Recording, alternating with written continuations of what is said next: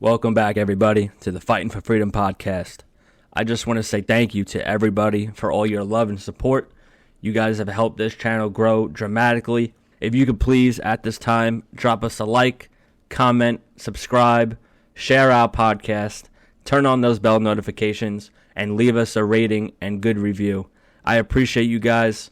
Thank you so much.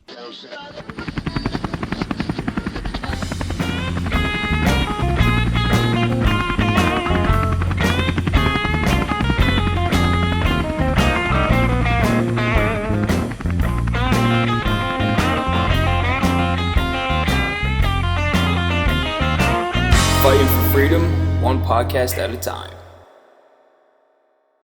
What up, what up? Good morning, good evening, good afternoon.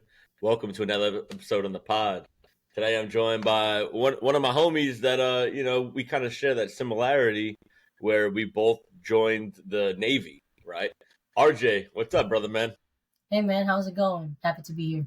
Yeah, chilling, man. Thank you so much for taking the time out of your day. I know the time difference. I woke up about a half hour ago and I was like, oh, yeah, shit, RJ. And then I hopped on the computer. For me to set up and do these podcasts, it doesn't take like 2 seconds. It's actually like a timely process, So I'm sitting here with a half a cup of coffee. Cheers for everyone out there. It's spooky season, so howdy, pumpkin. And I threw this on. You hopped in, and I was like, wow, this guy actually has good camera quality and a good microphone. So this is gonna be interesting. I was telling you before, like some people, I love the enthusiasm, and one of the main reasons why I do this podcast is so I can hear people's stories and their experiences, and what they have to offer, because everybody in the world is different, right? Everybody has something to offer. Me, I just like to talk, right? So that's kind of my thing.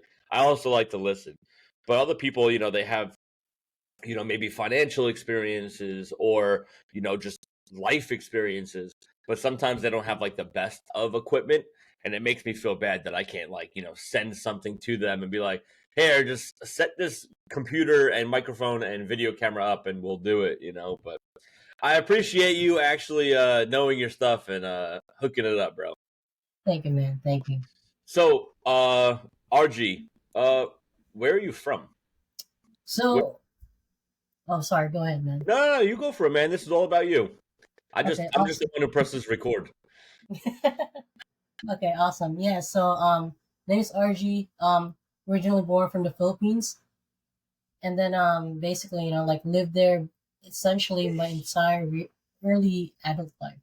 I'm born and raised by a middle class family. Middle class life. We're not exactly rich, but we're not exactly poor.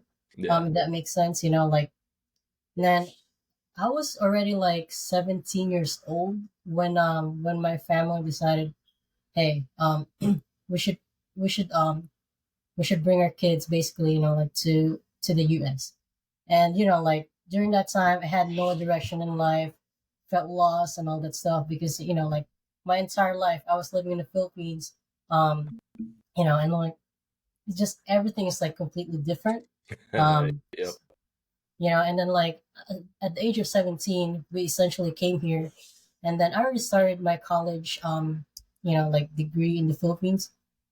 Nowhere near finished yet, but I was like, oh, awesome, hey, I'm finally getting the direction. And then basically everything started from zero once again, because you're like, oh man, what am I gonna do? Because I'm in a completely different country. I don't know anybody in here except my family. Yeah. And if you're hearing me talk right now, you would know, it's there's a huge difference in just accent in general. I had this really hard English accent, and you're just gonna know straight up. You're like, oh man, yeah, this person's not from here, and all that stuff. Yeah. So it was pretty interesting. And then so basically we came here 17 years old in, and then my parents just wanted to have a different life for us, because in the Philippines, even if you have your degree, even if you have like a good job, it's Hmm. not gonna be as high paying. Plus, the opportunities is just not as the same compared to if you are, like in like a country like America, Yeah. you know. Okay. And then again, like like back then I was already incoming third year in college, and when I was 17, so I started college pretty early, Wait. You were 17 years old and in your third year of college. Yeah. So what? So Yeah, yeah. Okay, you're gonna have to explain that one because in America, like, you don't graduate high school until you're 18, right, and then that's exactly. okay. So yeah. Backtrack and explain that. How does that happen? So so essentially in the Philippines, like that's like one big difference in like the education system, right? So in the Uh-huh. Philippines, you basically go from like kindergarten, all that stuff, prep school, and then you do your elementary grades, and then you go straight to high school and then college. Okay, so you guys skip middle school, what we call it. Exactly. So that's like Oh, two okay, years okay. shaved, right? So essentially, if you're in the US, you would still have to do your middle school. But also, when I was younger, like I skipped like a grade or two. I don't really remember. But that was like when I was like super young still. So Yeah, like yeah, yeah. um, but yeah, and then came to the United States, started applying for like colleges and universities. Okay. Didn't know jack shit about the education system in the US. And then, like the crazy part is like they were like, "Oh wow, that's impressive," because you're only 17, you're Yeah. incoming third year. It's like Uh-huh. awesome, like I feel like I have a shot here and all that stuff. And like I didn't really take education seriously in the Philippines because I was Hmm. just partying a lot and all that stuff. And remember when I said we're not exactly rich, but we're not exactly poor. Yep. So in the Philippines, and I know like you've been in the Philippines before, Yep. um, like your $1,000 can basically go pretty far in the Yeah. Philippines. Yeah. So we had we had we had a helper at home, so never did my own laundry, and all that stuff. And it's not because I'm privileged, but it's just the way of life there. Like if you Yep. have if you have like the extra cash, then you would pretty much hire somebody to help you out. That And makes sense though, because obviously they need money, they need a job. They're not exactly as well off, so right. might as well hire somebody to come do the work. Yeah, because the peso is like very cheap. Yeah, What would cost $5 in America cost 20 cents in the Philippines. exactly. I loved it. I loved it because it was like like we were getting paid to go there. We were getting paid to work. We were getting our per diem. So Oh man, like crazy like money. like the military was making sure like we were gonna be able to get our 3 square meals a day plus meals in between because we're gonna be working 12-hour days nonstop, but also the ability to enjoy the Philippines and not only enjoy the land but enjoy time with the people. And what I mean by that is, I remember stories where we would go to like stores. I would go get a haircut, right? And a haircut would be like 100 pesos. That's Yeah, two two dollars. bucks. So I would literally hand the guy like a 500 or like sometimes even 1,000 if it was like Yeah, near like a holiday, yep. and he was just like tipping is not a thing out there. They don't like No, know, definitely. And I'm like, no, it's for you. It's like a tip, and he's like, and I'm like, dude, I get it. You don't speak English. I'll speak Tagalog, but I'm telling you, like, keep it. It's for you. Next time I come, if you want to give me a free haircut, go ahead. I'm still going to give you money, Yeah, but it's for you. Like, today is your day to get blessed. And yeah, exactly. the appreciation was unbelievable. Oh, for sure, for sure. It's a Unbelievable. huge money right there. Yeah. You got to think, if they cut 10 people's hair for 100 pesos, that's $1,000. They cut my one hair and I gave him that amount of money. So Yeah, that's literally like almost 3 hours of 2 hours of work that he yeah, just saved his money on. yeah. Basically, because like again, like 10 haircuts at like 100 pesos. That's what, like 1,000. So that's only $20. Yeah. Like Yeah. you're stacking your per diem, your basic pay, BH, BAS, and all that stuff. Yep. So it's like it's a crazy contrast when like it comes to like the money, Yep. um, you know, like currency and all that stuff. But yeah, so going back, right? And then I was already applying for like colleges and universities. They said it's pretty impressive, but guess what? They were like, wait, actually you're too young. Um, the Mm. curriculum is kind of different. Not the college curriculum, but just like because the Philippines didn't have the middle school system in place, they wanted me to go back to my first year. And then I Oh, was like, there's no way, you yeah. know? Like, and it's nothing about ego or anything like that, but it's just like, I'm just trying to get my shit together because, like, I'm in this foreign country. So I want to get my shit together faster, right? But, like, Hmm. I think we apply, me and my dad, like, my dad was pretty much helping me out a lot. Hmm. Try to apply for, like, different colleges. And then I just finally was like, man, like, I just want to go back to the Philippines at this point. And then it was like a huge kind of like, back and forth. Not exactly like an argument, but more of like, hey, like I'm just trying to like sell the idea of like, listen, if I go back to the Philippines, I'll be incoming third year, finish it up in 2 years, and then I'll be done. Now I'll go back here and all that stuff and then start my life here. And then, like it took like a couple of months, but my parents finally was like, you know what? Economically, this makes sense. You know, because my dad in the Philippines studied law, and then my mom's like an accountant or something. But they were both essentially working for the government in the Philippines. And so your dad was for law, and your mother has a good paying job too, and you were still middle class. Yeah, that's Wow. crazy, right? Yeah, yeah, that's weird. Working for Yeah, the government, studies law, and is middle class. And then you came to America, and you were like, "Wait, lawyers are really rich here." And you're like, yeah, so, yeah, yeah. it's so weird how completely different it is. But I'll tell you, our military structure is exactly the same. Like Oh yeah, our navy and the Filipino navy is exactly the same. The ranks, the rates, everything is exactly the same. Their promotion process is a lot different.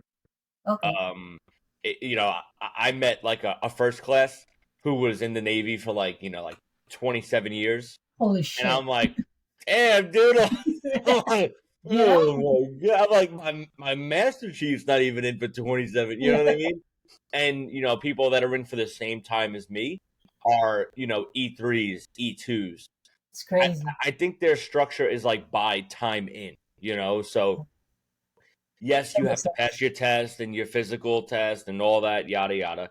But you also need to meet like a certain requirement. Now, don't quote me. I'm pretty sure a quick Google search will tell you. But yeah, there was people who were in the same that were in the military the same time as me, and they were like half my rank, and That's wild.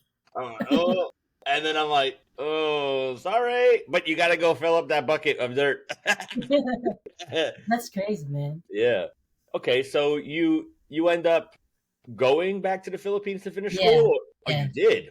Yeah, Wow. but the school that I was in the Philippines, it wasn't so I don't know how like the semesters here work, but like the school that I was in, it's not like exactly like a normal thing because like in the Philippines, like you typically have like 2 semesters per Yeah, like year. yeah, Is it the same here? yeah. Same here. So it'll be like 1 year, and then it'll be like first semester, second semester. Got you. So yeah, like so the school that I was in, it wasn't two se- um 2 sems per year. It was like three. So it's Uh, more fast paced. That's why I opted to like do that because the program would have been like a 5 year program. okay. Um I was studying IT back then. But like with this school, they're focused on like just engineering and tech, like IT stuff. But the program is like you do a 3 sem per year kind of deal, and then you finish it in within like 4 years. You Okay. know, and then eventually, like I came back, but it was you're gonna think this is expensive to do, but it makes sense economically than me pursuing the degree in the U.S. Right? Because like one, you lose your time because like that's 2 years of like going back if I study in the U.S. But like there, I just like go back to the same school and then get the same stuff, study the same, like degree plan and all that stuff, and then you're pretty much done. Hmm. So I did that, but during this time, I wasn't a citizen yet, right? I only had like my green card. So for like green card, like like immigrant status kind of deal, like you can't leave the country. I think for like more than 180 days. Okay. So it kind of worked out with like the school because like the school is like 3 cents per year. So every sem I would go back to the US. So now you're thinking, right? Like, oh, that's expensive with like flights. But what we would do, because like you already know kind of like the schedule of like the schools, when it's gonna end and all this stuff. So we would just like prepay in advance, like a year or so. So it's And it's dirt cheap. Yeah. exactly. And like when you live in the Philippines, like you're let's say your budget is like 10,000 pesos, for example, right? That's only 200 bucks per month Yep. to live. But like if I did that in the US, that would have cost me more. So Yeah. yeah, Hey, so you do know something about your financials, man. Yeah, because 10,000 pesos would last you a long time. yeah, that's like a full month right there. Yeah. You know? And we already have like a home in the Philippines. So I was like, there's no reason for me to rent to to someone from someone else, all the stuff. I just had to live in the same spot and then I'll be good. Yeah. So So you lived in essentially, that whole house by yourself, yeah, and it's then pretty cool. It's a and then you three-story started house. and then you started partying, huh? Oh no, at this time I was like, I think I'm done with the party. I gotta get my shit together. Hey, But yeah, I hey, was still partying. So you know, hey, we'll get back on track, but I want to know, like, so I experienced some nightlife in the Philippines, but what is nightlife in the Philippines? well, honestly, like it's not. So first of all, the legal drinking age here I think is like 18. In America? No, in the Philippines. Oh, okay. But 18? I thought it was like 9. basically, like you can Yeah. literally walk to like a very, like off the wall kind of like convenience store, Yeah, like one of and those then little you like, just get like a beer and then you're done. yeah. Like you literally can send your kid and basically, hey, buy me a beer. Yep. Give him money and then boom. For the most part too, like those like little stores, like they're every so often, or Exactly. so it's like, people from, an hour away aren't going to drive to that store, right? That No. store is meant for that community. So Yep.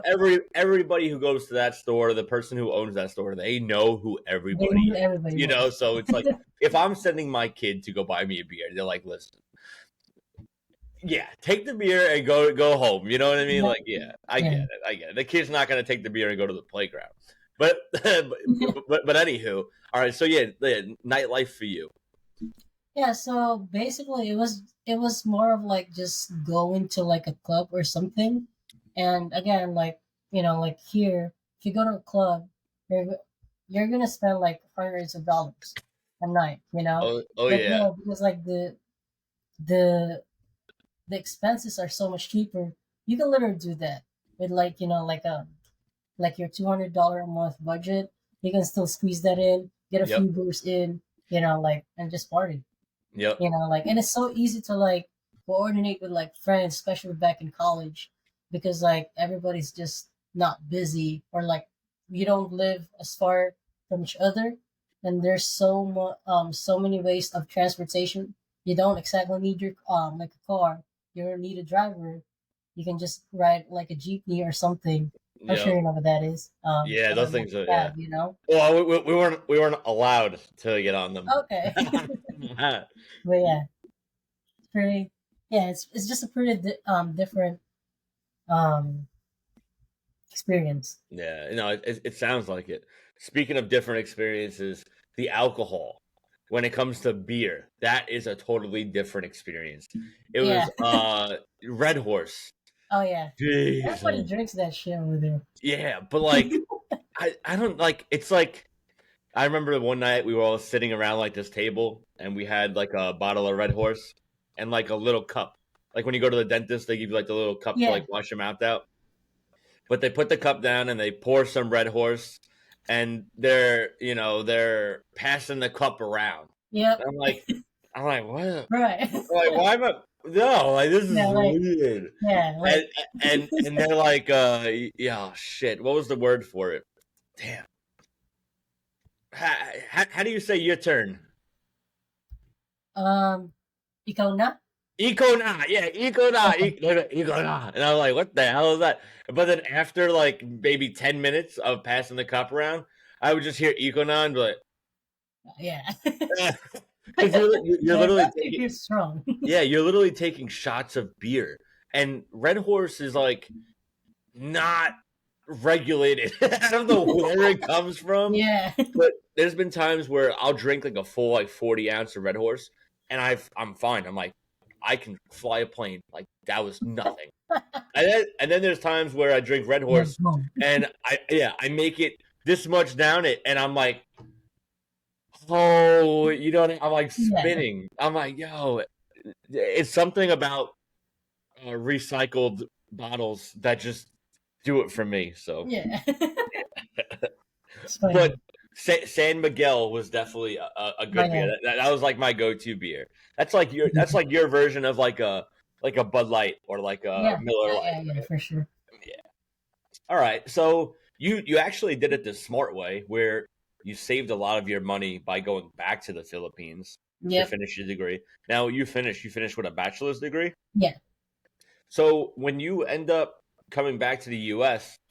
and enlisting in the military, I know you probably hear this all the time. Why didn't you go officer? So first things first, I didn't know nothing about the officer side, right? It was Oh, just more of like, all right, well, I finally got my degree. I'm back in the U.S. I have no job.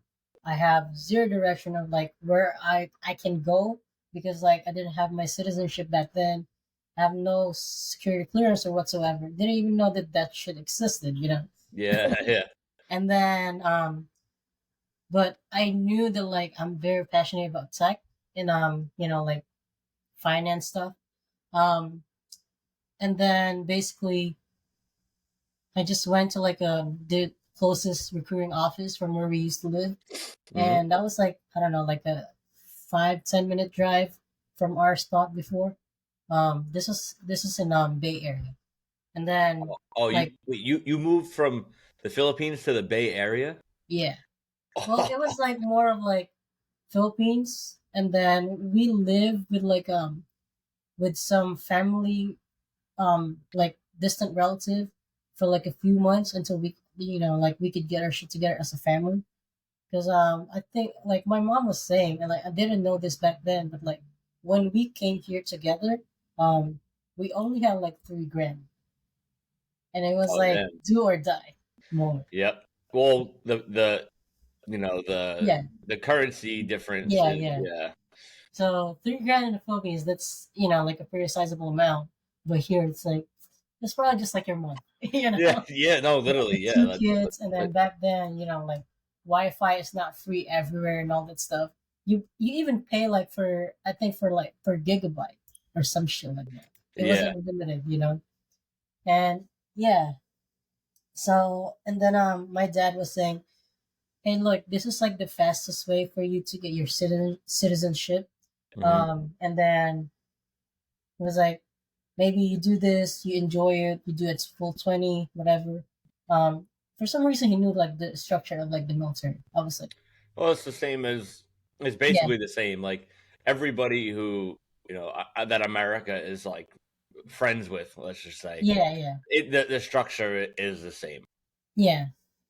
So And then, that's good. Well, he's also your dad, so like he should know. If I ask my dad like what the price of an orange is in South Africa, he better fucking tell me. yeah, Or my yeah. And I life's was gonna like, lie. yeah. And like my dad is like super smart, so I was like, well, I gotta listen to this guy, right? Yeah. So I ended up going to like the nearest recruiting station. I actually told my recruiter that like I had my degree. Crazy part though is I don't know if she put it in or not. Still remember her name to this day.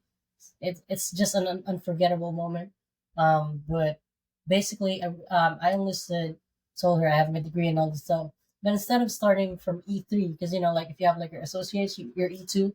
Yeah, that's what bachelor's I to did. get I E3.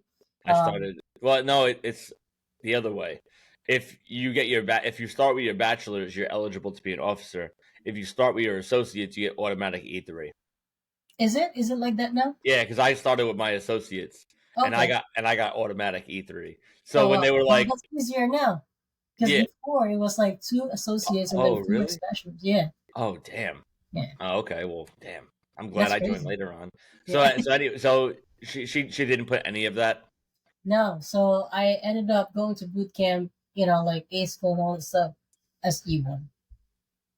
I Damn. mean, I eventually fought it, like I sent like Your transcripts to JST and oh no, so this is the crazy parts because I basically submitted like an appeal to BCNR. Are you familiar with that? Like I think it's Bureau of Correction of like Naval Records, something like that.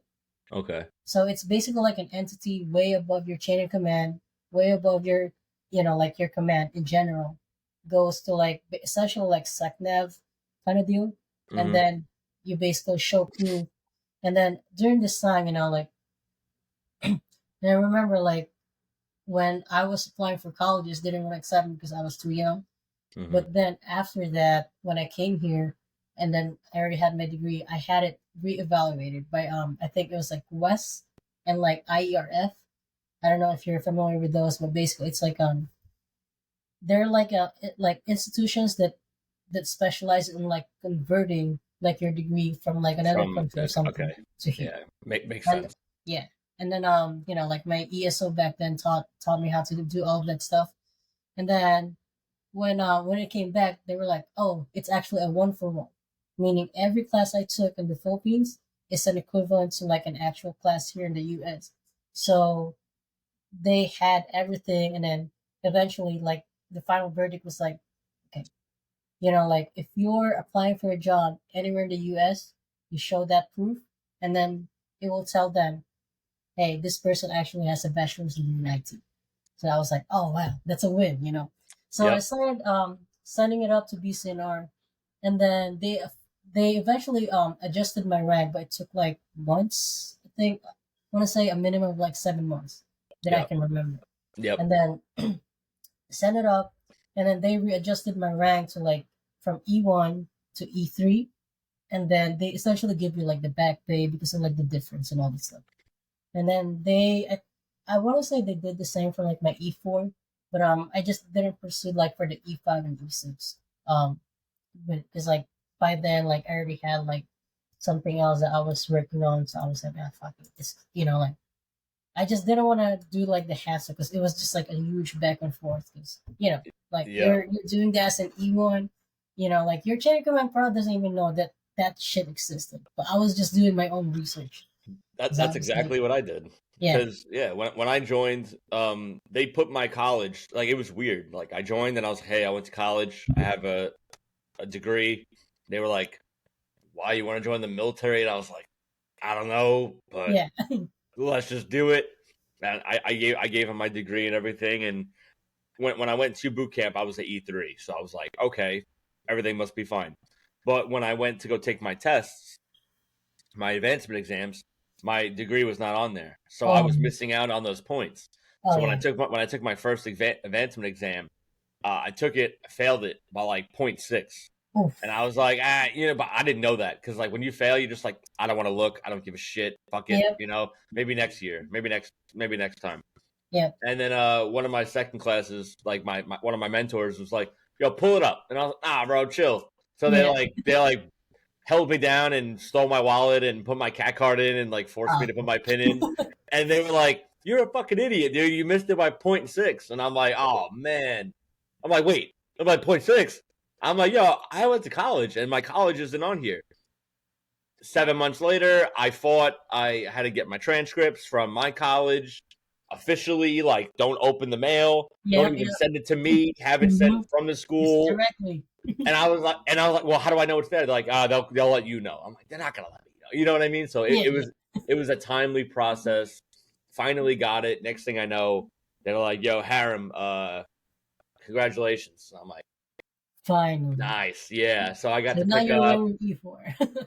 Yeah, I got to Yeah, pick man. up, got my, got my back pay, my little bit of back pay, Yeah, because it's like everybody picked up already because like everyone got frocked, yeah. so Trucks, everyone was, right? yeah, everyone's already wearing like their rank, and I'm just like, yeah, I might pick up, I don't know, and they're like, what does that mean? I'm like, I don't know, Yeah, dude, I'm fighting it, so we'll yeah, see what happens.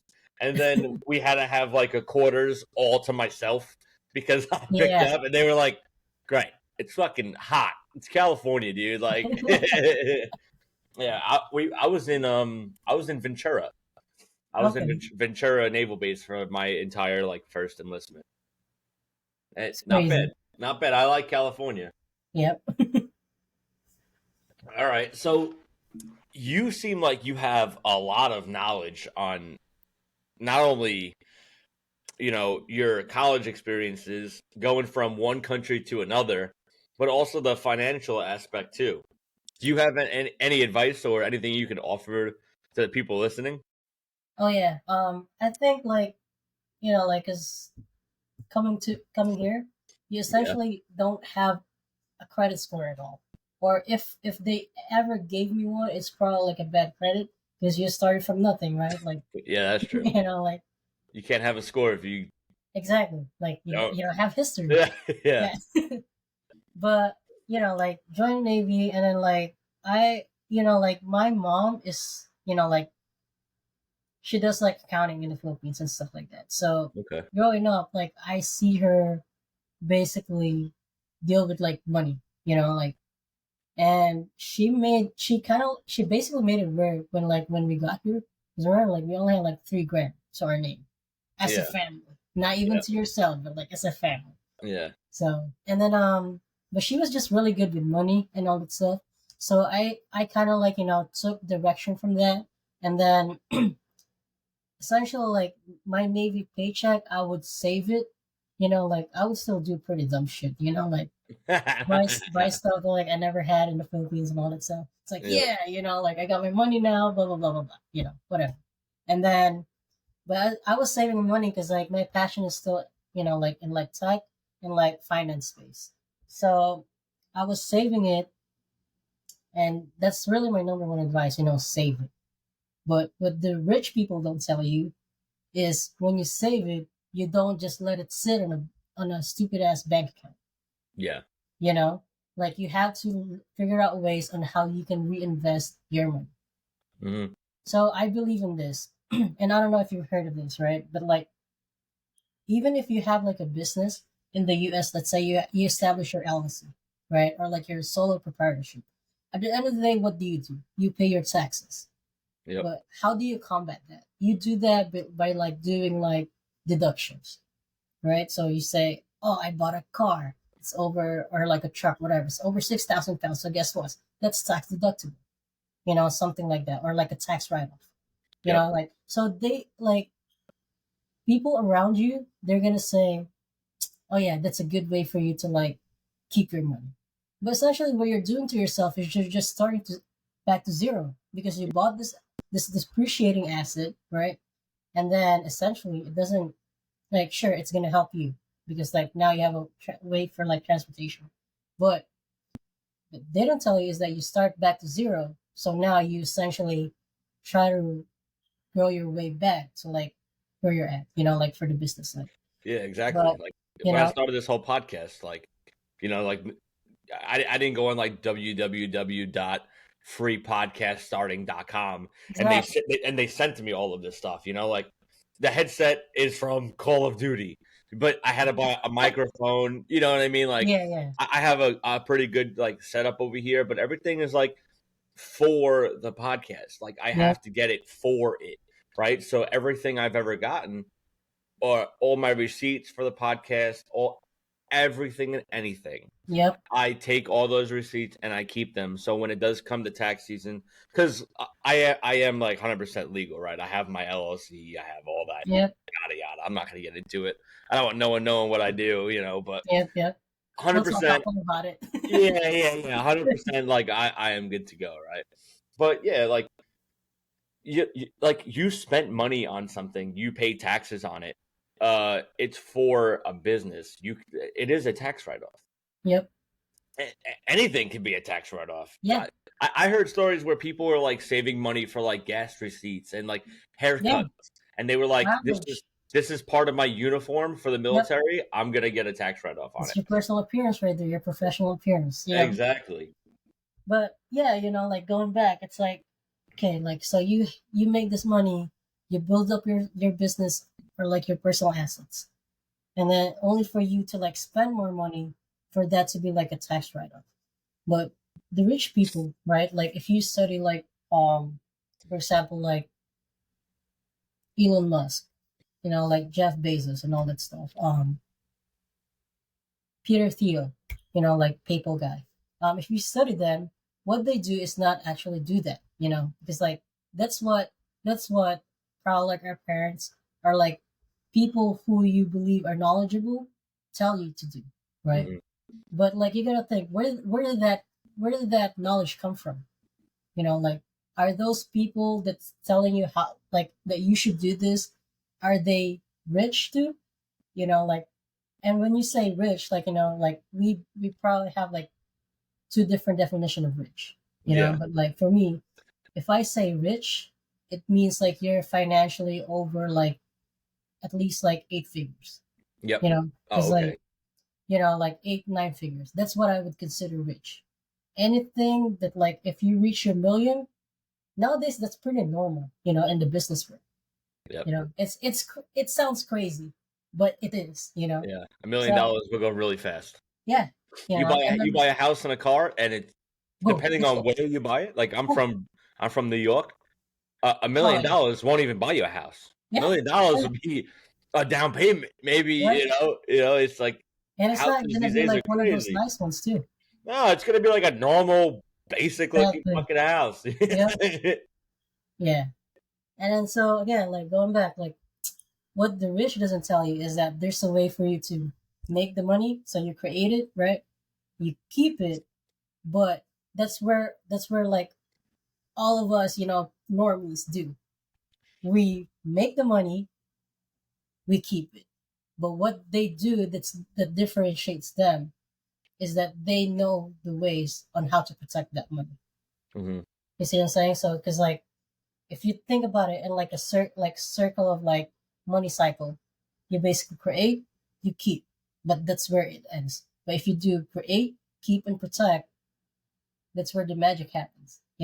And like you do that by like one either very much like finding like the tax free accounts that the rich people utilizes, or you reinvest your money into assets that gives you more money, you know? So that's what real estate, maybe like you invest onto your business and all that stuff. And then, like you maybe like build a course, a membership site or something, like for me personally, what I did was like focus on software because, I have a passion for technology. Yep. So, like, cause like growing up, I've always loved, using the computer, you know? Um, so what I did was, any extra money I saved from the Navy, I save it first. And then when I was able to collect enough, I would hire my classmates back in college. And where did I go to college? Philippines, right? Yeah. So when I hire, I'm not exactly hiring like a multi-thousand-dollar contractor or developer. That's I'm smart. hiring somebody that one I already know, Yep. two is I already know that's passionate about the things that I'm passionate about, Yep. and three, it's way cheap. Yeah. Like let's just be realistic about it. It's just way cheaper that way because you're outsourcing from a different country. Yeah. But their experience, like not because like they're from like another country, it doesn't mean that their experience is less. Because like if you think about it, in the Philippines, like a lot of like American companies actually invest to outsource their stuff in the Philippines, for example, right? Like they build up their call centers, they build up like their development teams, Hmm. marketing teams, and all this stuff on another country because it's cheaper to do it that way. So I essentially just modeled it, but on a very small scale because I only have my Navy paycheck, and then I would hire out and then build like softwares that I want to sell to like small businesses. And like the inspiration from like where it all come from was basically like from I was looking at like how my mom was doing it in the Philippines because like Mm. she sure like she might work for like a government agency in the Philippines or something, but it doesn't mean it pays well. So she had to build like a entirely different business on the side. And I was like, man, if she only had this technology back then that Hmm. she could apply for her business, she would probably make more and didn't have to like do two different things. Yep. So it's like that's where like I got like the ideas that I had, and then pretty much just push it up, and then like had somebody else build it, because in the Navy we really don't have your freedom, and then like because like at the end of the day, if you go on deployment, guess what? You're stuck there, you know. Yep. If and like and you get lucky if you're like on like a land-based deployment, because like you would still have access to the internet. But if you're out to sea, guess what? You don't have no service. You're back to dial-up internet. Like very Yep. slow. Yep. I So got it's I like got lucky with that, man. yeah, I'm good. You keep that. Keep yeah, your dial up. yeah. So the best way for me to do and like like basically still reach my personal goals was to like figure out not how to code, for example, but to how but like to like how to hire. Because like when you know what you're looking for and you know how to like manage that specifically, then you're golden. Like Hmm. I I don't know where I heard this from, but it was like when you're trying to scale, it's not about what you know. It's about who you know. You know Yeah, what I'm excuse me. saying? We hear that one all the time. Yeah. It's like trying to get a job too. Like nowadays, like everybody is looking for work and like different work and more higher paying work. It's not about what you know; it's about who you know. Yep. There's a reason why these big people are in these big positions. It's because Yeah. like everyone has the same business degree, Yeah. but you know, Yeah. And like let's be real, that's how the world works. yeah, 100%.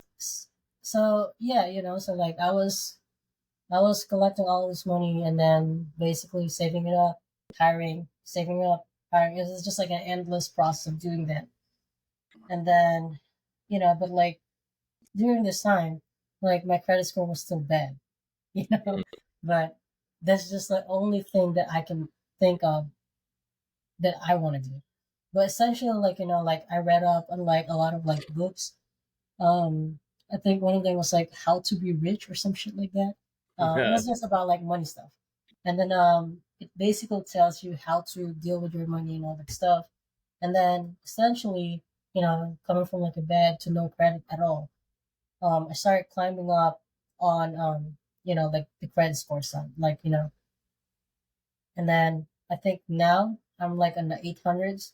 But Oh, like good if you shit. think about it, in the military, not even a lot of people reaches 800s, which No. is crazy because it's a stable job. Yep. So if you're not reaching that, then all you gotta do is just basically look into your credit score or like report whatever, and then just figure out what's lacking. So I Yep. basically focused there, and like there's so many free apps right there that can give you that the overview of like your credit, like like if you have like a credit card, for example, they give you your free FICO score, you know. And for me, I utilize Credit Karma because like it's just been there for a while now, so I would look at it pretty much like every week, and then just basically look at like it's because like if you look, I don't know if you have Credit Karma, man, but like if you look if you look at it and then you click on your score, it's gonna tell you like the breakdown of like why is Hmm. it that you're getting that score. And then this, I guess this is like one of the secrets, I guess. But like if you look at it, then there's like three high impact things there. One is like your payment history, so you're gonna be 100% at all times, right? You gotta pay your bills. Yep. Two, your credit card utilize use. So and then the other one is like derogatory remarks. So from all those three, the two easy wins would be the payment history and your credit card use. So what they normally teach you is that you have to utilize 10% or below for your credit limit, right? Or like I think I've even heard something of like 30% or some shit on that. But I was like, that's stupid math because if you use 10%, then that's already pretty high. But I was like, well, I had no credit, had bad credit, so I had to think of ways on like how I can make my credit card usage from like this high to this low. You know what I mean? So what I did is pretty much that's when I started like really learning about like how credit works and all that stuff. But basically, if you want if you want to lower your credit card usage and you don't have the money to pay off your credit card debt that that instant, the easiest way to do it is to just apply for more credit cards. You Yeah, I know? guess so. Yeah. Yeah, no, I'm being serious because like let's say for example, right? What is the first credit card that gets offered to you in boot camp? That's Navy Federal or Yep. USA. Now both of those are basically credit unions, right? Hmm. Or I think it's just Navy Federal. But Navy Federal will always give you a more higher credit limit simply because they know you have a stable job Yep. and you're in Navy or like in the military in general. So I think I started with like my credit limit was like 2 grand from Navy Federal. So it Damn. was really low, right? So like if I even like use it for I don't know, like a $200 thing, that's already like a 20%, Yeah. So you're like, but how the fuck does that or make sense? 10%, right? And if I do 400, that's 20% already. And I'm like, wow, like, and like, you're starting off as E1 or like E2 or E3, whatever, like, so you're still trying to get your shit together, but you're already like up there with like your credit card usage. So I was like, huh, what am I doing wrong? Because like, this is what people tell you to do, like, Yep. this is what YouTube tells you to do or whatever, Yeah. Yeah. YouTube and everything. exactly. So I was like, huh, this is wrong. So I was like, well, I read this book. I think it's called Ask. I forgot the author, but basically, the essence of the book is like you're not gonna get what you want unless you figure out how you ask people. Okay. Because like if you're not asking, they won't know that you need the help, or they Hmm. won't know that you need that resource. So after reading that book, I was like, huh. I was like a 2 grand credit limit in total, right? And then I was like, what if I just ask my what if I just ask maybe Federal to increase my credit limit? Yeah. Well, And I that don't know like, how like I don't know how many people knows that or don't know that, but it's so easy to do. Like you just go to your you literally just go to your app or something and then you just request it from it. yeah. And And they're like in 9 times out of 10, they're like, yes, it's a okay. yes. Yeah. Yeah. Yeah. They're like, okay. Yeah, for real. And then like I just kept doing that and then now I think I reached the limit because like when I asked, and this was like years and years ago, they were like, "We can't give you a number because that's the max." It's like, all right, Okay. cool. So So let me you open know up another credit card. exactly. So Yeah. from that credit card, I went from 2 grand to 25 grand in credit card limit. Yep. But this is not like things that happen overnight. Like you have to Yeah. build up your history and all that stuff, and like you have to do it in a pace where it doesn't seem suspicious. Yes, exactly. So you're But essentially also too, like whenever you open up these credit cards, like I love that advice because I'm definitely on that boat too. But like everyone's their own human. You can open up whatever credit card you want. I'm not going to tell you how to use your money, but make sure it's like a credit card that you actually look into, right? yeah, When someone is offering like your favorite sports team's credit card, yeah, it may sound like a good idea, but all it is just a picture with a high interest rate, yep, right? So if you're in the military, Navy Federal, I go through Navy Federal for all my credit cards. I got my American Express through them, and what they did was I kind of used the system where Navy Federal was like, hey, if you open up this American Express card and you spend $4,000 in your first 3 months or your first whatever it was, right? Pick a time frame. If you spend this much money and pay it off in this much time, we're gonna give you extra money and we're gonna waive all of like whatever fees. And I was like, okay. So yeah, so what I did was I actually was buying my wife's engagement ring. Yeah. So obviously it's gonna be more than $4,000. So what I did was I treated my credit card as my debit card. And I said if I have the money, then I will buy it. Because as soon as I swipe my credit card and the bill posts, that's when I pay it off. Yep. So I walked into the store, used a credit card, my American Express to buy my thing, got all these points. Now I could probably go back and forth to the Philippines with all of my American Express points for free for Awesome. probably the rest of my life. Yeah. It's just like stacking and stacking and Yeah. stacking and stacking points. Like And the there- great part about it is that you're building your credit score as well. Your credit exactly, history, exactly. you know? You're trustworthy, especially with American Express, because American Express there is no playing games, right? It's Yep. if you spend the money, you pay the money that month. Yep. If you miss your payment, good luck getting that off. It's going to take a while for Yep. like that, delinquent or whatever that Yeah. word is to like actually go away. But American Express, that's kind of the big league, kind of the big Yep. boy.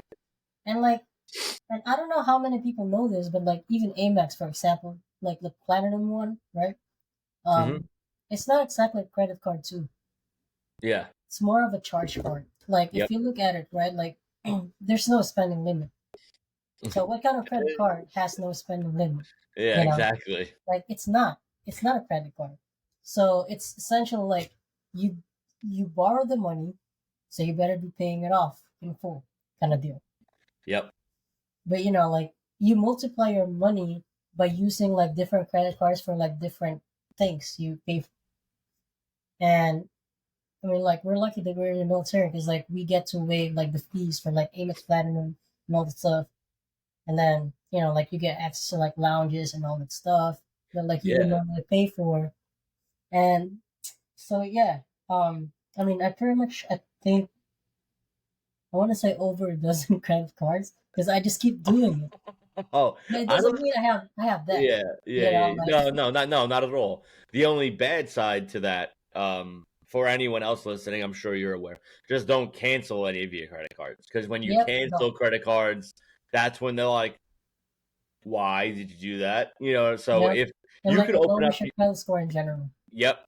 So you could definitely open up whatever credit cards you want if you see your favorite sports team and the interest Just rate don't is do that. okay and your annual fee is okay, you're good to go. Just don't cancel that credit card. What you could do is when you get that credit card and you don't want it no more, don't cancel it. Take a pair of scissors, cut it up, throw it away, and just don't worry about it. The next time they hit you up and they're like, "Oh, here's your new card because that one expired," same thing, same Yep, game. And if you ever need that card in a in a hurry or a rush, you call them. They'll give you the numbers. You can use it online or whatever. It's yeah, not like you need it physically to use it. yeah, I can remember my number right now and type it in on Amazon, and I'll be perfectly okay. yeah. And like, but also like before you cut that card, right? What you want to do is like find like something that you're already paying for, switch the payment method to that card, so That's smart. Yeah. it's monthly, and then just set up like auto payment. Hmm. So you know that like your card will stay active even if you're not using it actively because you're just essentially paying for a bill. That's a good idea too. Yeah. Yeah. Like one of your utility bills. And then you cut it off, whatever. So you don't have to worry about it, but you're still active on that card, so they never would have a reason to close it. Yeah. Have you ever heard of those stories where people like spend too much money on their credit cards, or whatever? So they take it and they put it like in like a block of ice and they freeze it, so like they can't get to it. I don't know. I don't know why I just thought of that, but I did think of it, and I was That's just like, funny. yeah, well, because I mean, you can't use it if it's in a block Yeah, of yeah. ice, Oh unless you man. got Apple Pay. Yeah. So Evil. yeah, you do have a lot of financial advice. I'm not gonna lie. So, kind of segueing off of credit cards, what investment advice would you have? So my I think my biggest investment advice is that like one, your TSP, for example, like like since this is like a more military community kind of podcast, Hmm. utilize your TSP. Well, like like they tell you about like the matching and all that stuff, but TSP is essentially just a bunch of stocks. Yep. Like it's money, sure that you put in towards your retirement, but also if you log into like tsp.gov or whatever, it's gonna show you that like there's a SCIL whatever fund G, Hmm. and it's basically like based on what kind of fund it is. Like for example, if it's a G fund, then that's a general, which Yeah. probably won't give you a lot of money, but it's a very stable one compared to like the other um funds right there. And then I don't really know what like the other one stands Yeah. for. So like the S fund and the C fund. The C fund is like a common stock. The Okay. I fund is like an index stock. So those stocks are very aggressive. So the way I like to explain it is kind of the G fund is like buying like a dollar scratch off, Yep. right? You buy a dollar scratch off, it's very low risk, very low return if you do win, right? But it's okay because your money will be okay. Yep. The C fund and the C and the S fund is what I have my money in. Those are very aggressive. So be prepared to lose some money, but also be prepared to win a lot of money. That's like, like what a $50, $100 scratch off. Yep. Those are like the big boys. And then Yeah. they have the L funds, which the L funds are life Life. cycle funds. So depending on when you plan on taking your money out, is what fund you would pick. Yep. So, for example, there's an L 2030, 2040, Yep. 50, 60, so on and so forth, meaning that in 2050, that's when I'm going to be 59 and a half, 60 years old, eligible to pull all of my money out with no withdrawal fees. Yep. Obviously, if you're not paying taxes on your money going into it, you're going to have to pay taxes on it. Yep. I highly suggest that if you're young, dumb, and full of cum, brand new to the military, let the Navy, let Uncle Sam tax your money because You don't when, know what the yep, tax is gonna be. yeah. And plus, like, you live in the barracks, you have, you know what? Honestly, I didn't even think about what you just said. You don't know what your taxes are going to be then either. That's actually true. Yeah. But if you can afford to put in whatever you could, I mean, I'll share. Do you use TSP? I do, yeah. I'll share what I put in if you share what you put in. I know what I put in. I think like $400 every Yeah, month. I put in 15%. Yeah, there I you put go. in 15% of my check, and I am married with a house and 30 years Yeah, old, and I'm sure you're just in the same kind of boat as me. So if we're this old and this far along into the military, putting in 15%, there's no reason why an E2 living yeah, in the and barracks, like getting yeah, 3 square meals a you're day. not Yeah, paying for a house. yeah. Literally, all you're paying for is your phone bill and your internet bill. Just Like like literally, you can play Call of Duty whenever the fuck you want. It's a free game. yeah, But yeah, I always stress like I am big on investment. Even when I was younger, like I thank my grandma till this day because when I was younger, my grandma is off the boat Norwegian. I don't even know what kind of boat she took here, but it wasn't a nice one. And every holiday or every birthday, she would give me like an envelope, like with like some money in it, and she would give me half and take half and put it in an envelope. And I'm like, why are you fucking taking it? So, but in the long run, it made sense because I was using half of that money for what I wanted to do at the time. yep, But she was also taking half and putting it away in it's her awesome. dresser. So Yep. when I hit the age of 18, she was like, hey, happy birthday. Here's 5 grand. And I'm like, oh, and she's Yep. like, it's not my money. This is your money. You've been saving this since you were 4 years old. And I was like, holy shit. So, moral of the story, contribute what you can when you're younger, because when you're older, you're going to be very appreciative Oh of yeah. Yep. Oh, and like a lot of people don't know this probably, but like there's a lot of like free Facebook groups that are gonna tell you like like different TSP strategies that you can utilize. it. Yep. Or if you're like me, who's not exactly smart with all that stuff, you Now, hey, subscribe to a service. hey, we could go You back know, and forth. like We could go back. I'll do the financials. You handle the credit cards. and like literally like if you subscribe to a service that specializes in like giving you um financial advice related to your TSP, they're gonna tell you exactly, hey, this day Yep. put 30% on your C fund, and then the rest is gonna be this, or that. Yeah. You can utilize that service so you're not using your brain cells on a thing that you're not familiar with. Like it's just the same concept as like you're not gonna learn how to do your plumbing when you're specializing on like something else just to Yeah. fix that one thing. It doesn't that doesn't Doesn't work. make sense. No. So that's one. And then two, remember I mentioned earlier about like savings that's only on the savings account. You can Yeah. also utilize. Sorry, let me go back to TSP again. No, Like I just want to like point out what you said earlier. Like instead of like using like non-taxed money, use Roth like the Roth version, because that's already like a pre-tax. You're not yeah. gonna worry So about, yeah, there's raw traditional.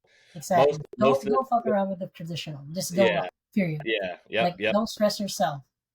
And Well, just so I assume you're in that one too, for the benefit of tax my money now, and then in the long run, you don't have any taxes yeah, coming out of it. and like any It- compounding interest is yours.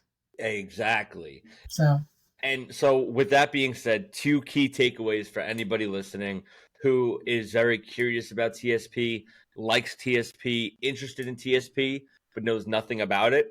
The two things are you're going to be in either a traditional or a Roth IRA, which is your TSP. Traditional is they will tax you when you go to take your money out. Roth is they'll tax you now, which yep, is probably the safest way to do it because yeah, your money may not look like a lot when it's in your account, but when you go to take your money out, it's exactly what that number says. exactly. Versus when you're like, "Whoa, I got $1 million," and then Uncle Sam's like, Nope. "Yeah, you had $1 million." Yeah, so that's one key takeaway, and the other key takeaway is get into your TSP account. The only way for you to log in for the first time is TSP will mail you a letter to your home address.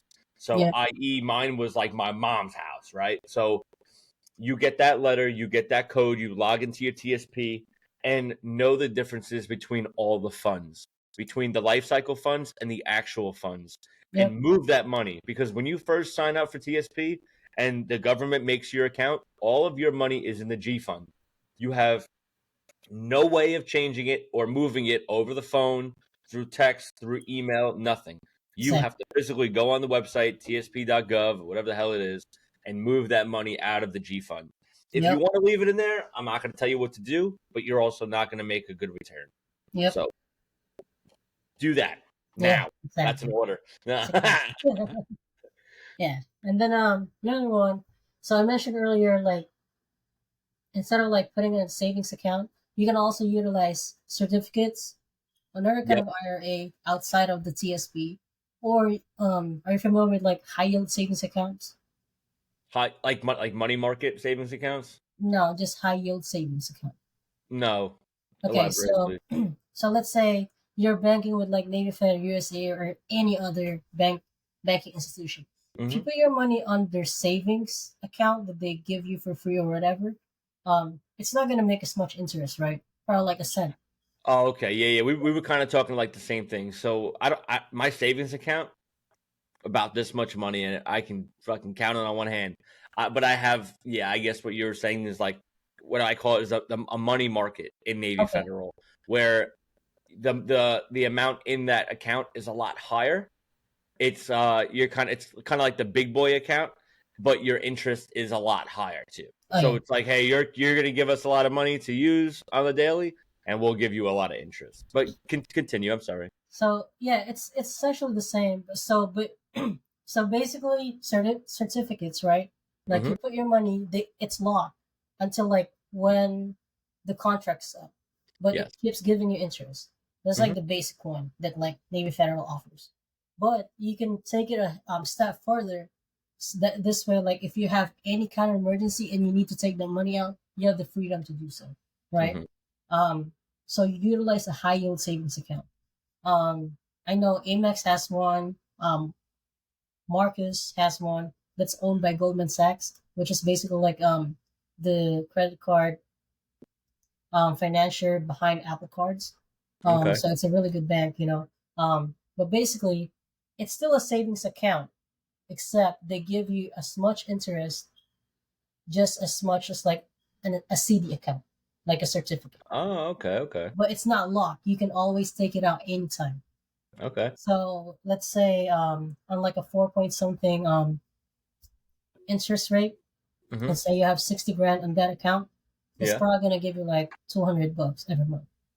Wow. And like that's not a lot, but it's It way adds better up. than like $2 or like Yep. $1 out of Yep. like your 60 grand. You know what I'm saying? So Exactly. you utilize that kind of account, then you're basically letting your money grow on the Yep. side. Except it's not trapped like a CD. Yeah, See what I'm because saying? you need that rainy day fund. Like Exactly. you don't know what's gonna happen. Like not too long ago, people didn't know if they were gonna get their next paycheck. Yeah, You exactly. know, so man. you're like, sure, Yep. I'm thinking about selling my TV on Facebook Marketplace to pay my phone bill. Yeah. But yeah, no, man, that's definitely I guess I kind of was on the same boat, water, sea as you. I just didn't know like Amex had one, and Yeah. other people have. That's crazy. And it's free. Yeah, yes, that is the best thing. I mean, obviously not the best thing, but it's one of the good things about being in the military is a lot of these programs that are offered to everyday people cost money, cost annual fees, and for us they cost Nothing. zilch. The only Yep. thing that they ask is that you pay your bills on time and you act like an adult. Amen. And Yep. I think it's great. Yeah, awesome.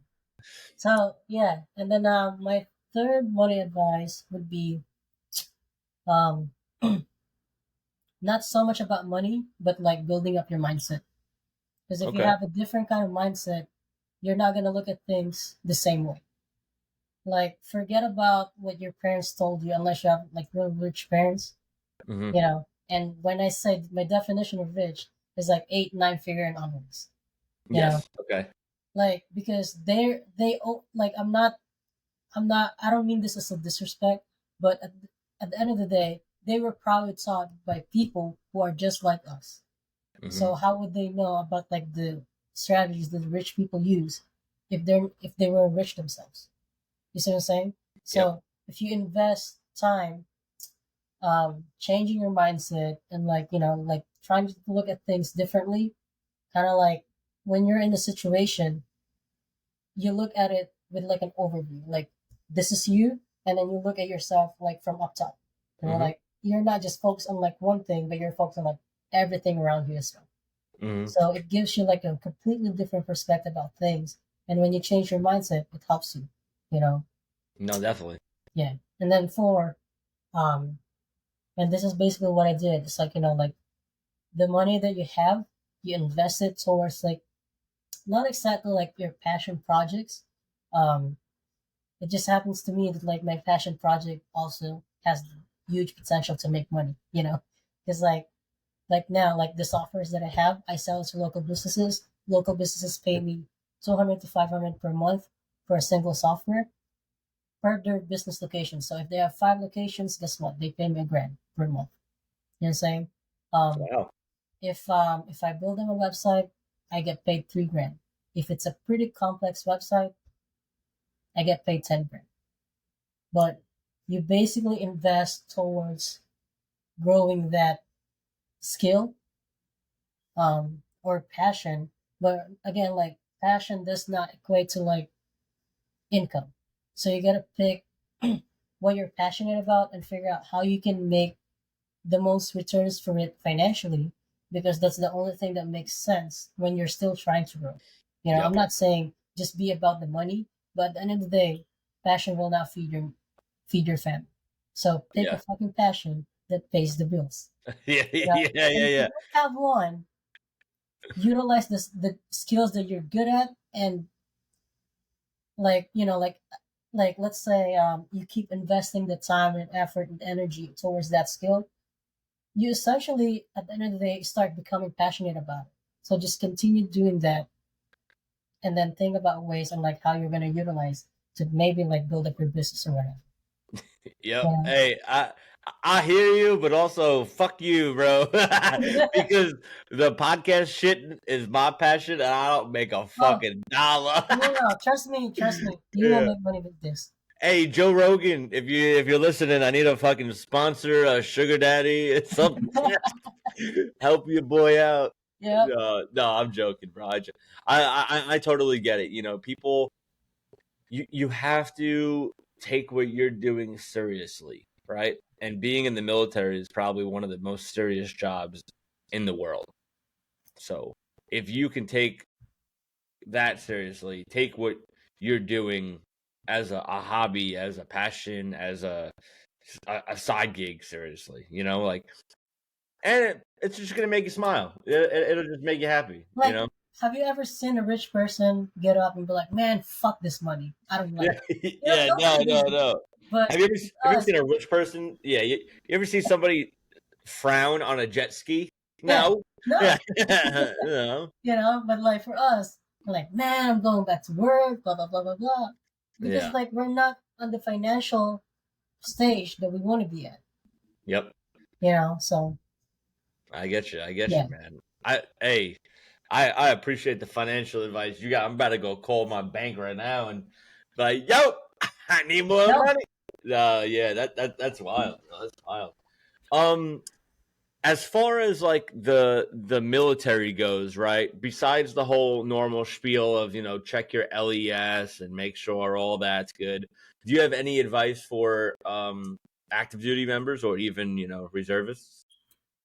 honestly, not not really money related, but utilize medical and dental stuff because like like in the civilian world, people either use grants for that or like programs from the government, or they have to pay a premium hefty amount for that.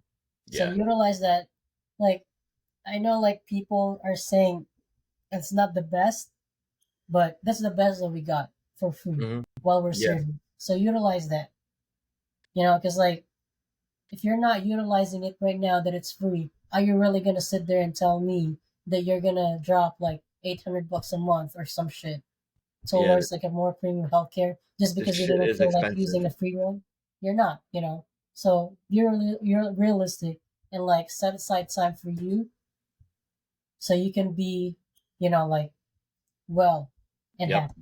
Yep. Like because like if you're not well mentally, physically, like vision, dental, all that stuff, you're not gonna be you're not gonna be focused on like just doing the work and like being like the best version that you can be. And I know that sounds really cheesy and corny, but Nah, but it's realistic. yeah, So 100%. Yeah. That's definitely realistic as fuck. yeah, It's like when you were growing up, your parents or somebody would tell you, be like, "Oh, just enjoy it because you're gonna get old really quick," and you're like, yeah, "Dude, I'll be yo." The shit's real, man. Like, and yeah, I don't want to be like that old timer who's like, "Well, back in my day," and yeah, well, you won't be young forever. But nah, the it's real. motherfuckers were right, bro. Yeah, Especially when it comes to your finances, no one's gonna be able to take care of your finances better than you. yeah, So if you go hungry, that's your fault, But if you succeed, good job, yeah. like that And give that's your back. fault. Yeah, Yeah, I like the phrase "your fault" is always used as like a bad term, yeah. but It is. it doesn't have to be. Like, oh, you're rich. Yep, that's my fault. Yep. Because Oh, I was okay. being accountable and responsible for my own shit. Yeah, the word fault is like a bad thing, right? But not really in my Yeah, eyes. You know what I mean? I don't know. I just like to take those weird sayings yeah, and spice them up into something good. yeah. And that's all about how you fix your mindset. Exactly. Exactly. I am a big advocator on financial stuff, on saving money. So I do appreciate you coming out here and shedding some light and just talking to us and letting us know like resources and ways to spend money and books to read because you've obviously read a lot of books on how to be rich. Probably the basic one that you were like, I need to read a book. How am I going to be rich? What book should I Yeah, read? Yep, honestly. there you go. Do you have any more light to shed? Any more advice to give before I let you um, go? I think moving forward, like when you're trying to do something, find a mentor. I'm not saying like Military mentor. It doesn't have to be military. No. If your command is telling you, um, yeah, it has to be inside, sure, like sign somebody, but never stop there. Yeah. Nope. Like always find like a new resource. Because if you're feeling like you're already smart enough, I'll tell you right now, that's your ego. You're never gonna be the smartest person in the room. You're never Nope. gonna be the richest person in the room unless your name is fucking Jeff Bezos, or Yeah. some shit like that. But at the end of the day, find a mentor that's 2-3 steps ahead of you, and like they actually have the experience, not just do it like talking. They have to walk the walk. Mm-hmm. So Yeah. that's Nice. my Man. last one. I appreciate it. We have to. You have to take what you offer to the community to help build the community, and the community will do the same for you in the long run. Hopefully. Yeah. Hopefully, what goes around comes around. Exactly. Now, for you, RG, anything for me? Anything you want to ask or make fun of me about? Oh no, man! This is an awesome podcast. It was awesome. You had a good time. Yeah. All right, man. Appreciate what you do. I'm glad, man. This is like that's one of the reasons why I like doing this. Is not only for the people listening, not only for me, but for the guest. The guest gets to come on here, share their stories, their experiences, their insight. And like I said in the beginning of this podcast, an hour and a half ago, everybody has something different to offer. Where it's, yours isn't how to throw a 95-mile-an-hour fastball. It's how to save your money, how to build your credit, how to use your military money, how to use your civilian money, how to translate your money, everything we just covered was amazing and definitely going to be resourceful for somebody that is listening. Oh yeah. RG, thank you so much for your time. Thank you so much for your support. Anything you want to say to the people before I let you go? Hey man, just take care of your money. Take care of your money. Let's go. Until next time, guys. We'll catch you on the pod. Laters. Views presented are those of the speaker, and the guest do not necessarily represent the views of the Department of Defense or its components. Neither the Department of Defense or its components bears any responsibility for the accuracy, legality, or content of the views discussed on this podcast. Now, without further ado, let's get into this.